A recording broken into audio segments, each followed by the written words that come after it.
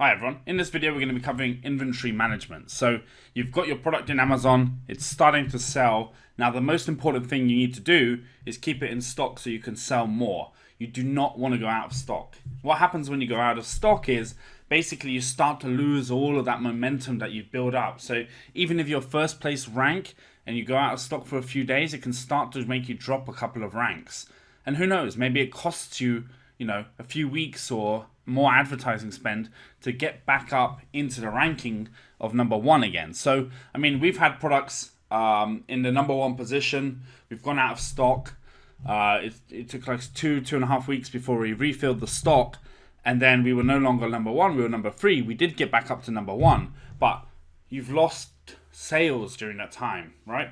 You've lost your ranking during that time. You've lost potential reviews during that time. So it's better to hold extra stock. We call it buffer stock. Extra stock to have slightly bigger orders than you expect rather than go out of stock, because the going out of stock just costs you more money in terms of lost sales and lost opportunity.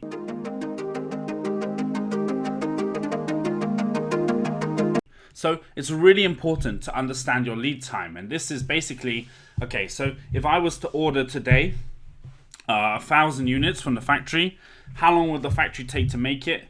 How long will it take to ship? How long will it take Amazon to process? What's that total time? And actually, normally it's something like,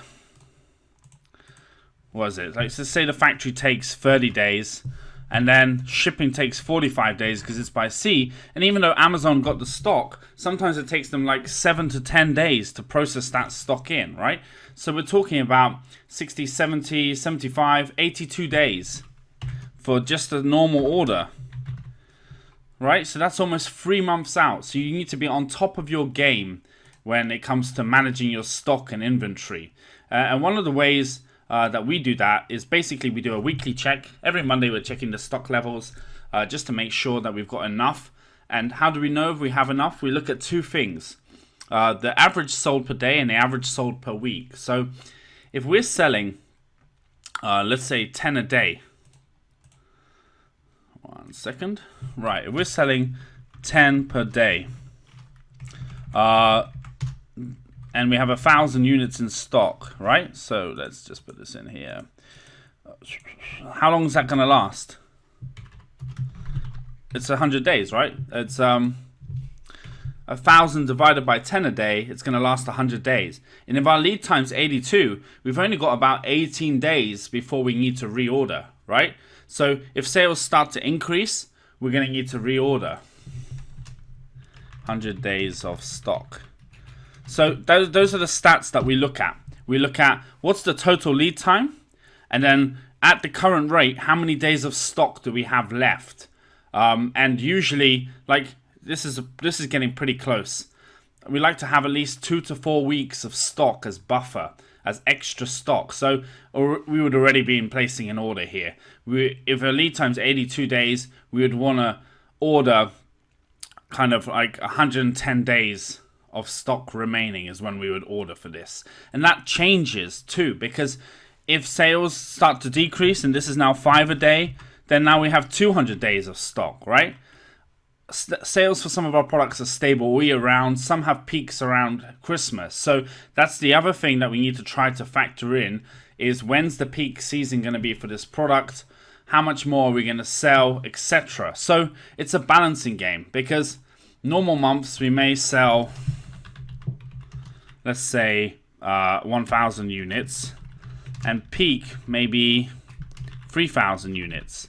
So this breaks all of our kind of calculations on stock, right? Because if we're expecting 1,000 units at 10 a day to last 100 days, and then we suddenly start to sell triple, we could run out of stock much faster. If this is suddenly 30 a day, because we're selling triple, right? It's gone up.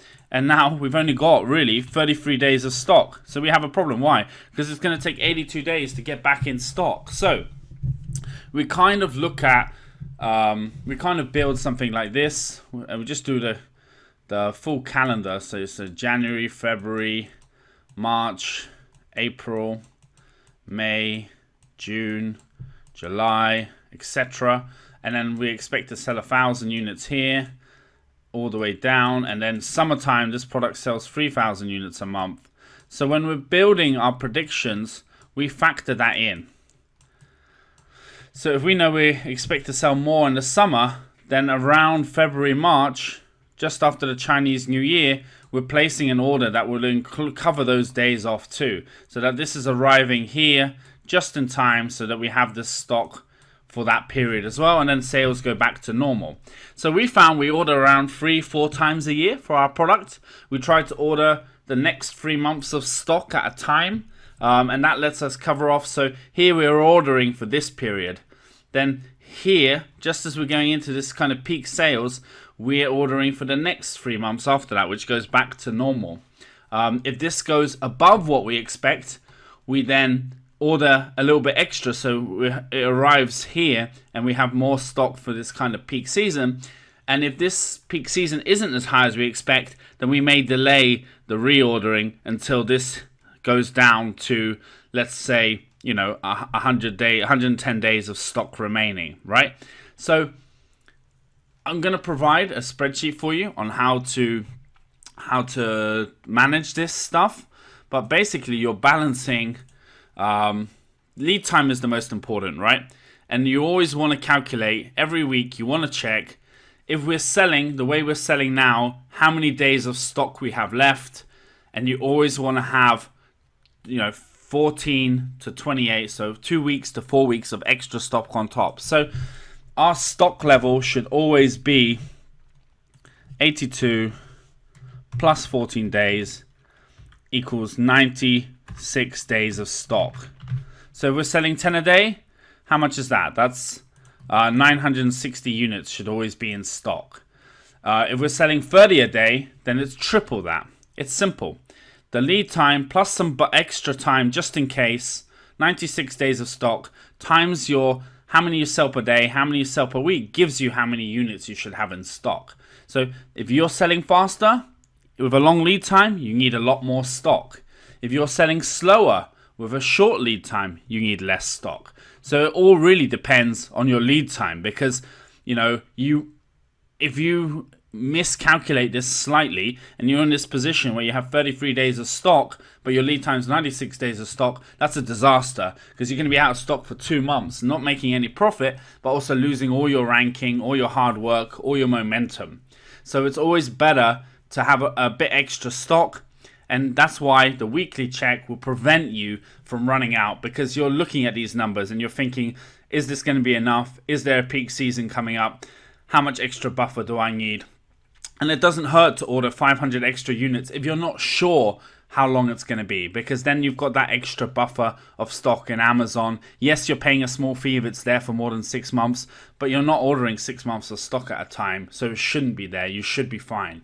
So remember, look at your lead time, add in some buffer time, check your daily and weekly, how many you're selling, how many days of stock left, and don't let the days of stock left go below the lead time for the product to get reordered and brought in. And remember, there's always stuff that sometimes delays it a few days, so that's why we have this buffer time built into here. And sometimes our sales go up more than we expect suddenly, and this buffer also helps us to manage that. So by ordering once every 3 months and having enough stock for 3 months at any one time, it just means that we can ride those ups and downs without having to worry about going out of stock as well.